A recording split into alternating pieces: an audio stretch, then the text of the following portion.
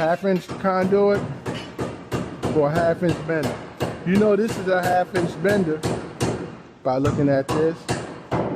And anytime you got a 1/2 inch bender, they tell you how much deduction it be.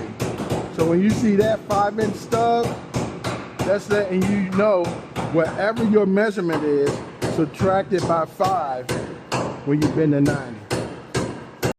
Yep. So to get the 90 for this, you measure right here. So what the measurement is that? That's like what, 13 and 1/4. Like an eighth right there though. Let's see. 13 3/8. I say 13 3/8. So if you want the 90 for that, this is how you do it.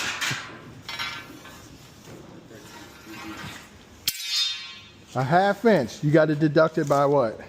About 5 inches. That's right, 5 inches. I always do this, unless you are a mathematician. I just do like this. I put the tape measure there for the deduction. 13. Yep, and then I just do the 13 3/8 right here. You make a mark.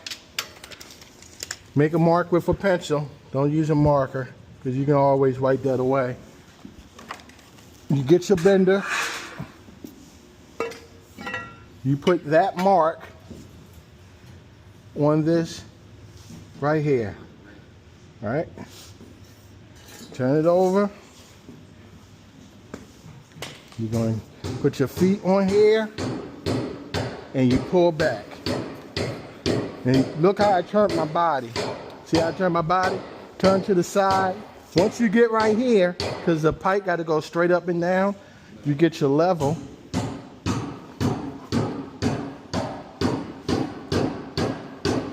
Put your level on it and bend it till you see it's level.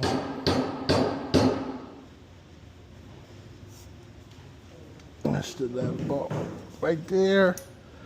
Let it go. Get some more. When you see you got too much, see how that's too much? You can do like this, take it out that way. Perfect. Now it's perfect. Pull this up. You can double check it.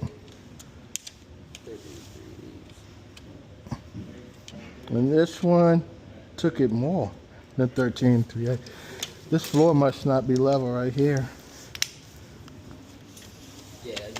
Yeah, see, it's kind of not level.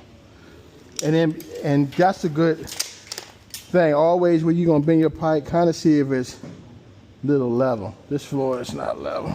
Yeah, It's kind of rough. Probably over there might be level. So we take this,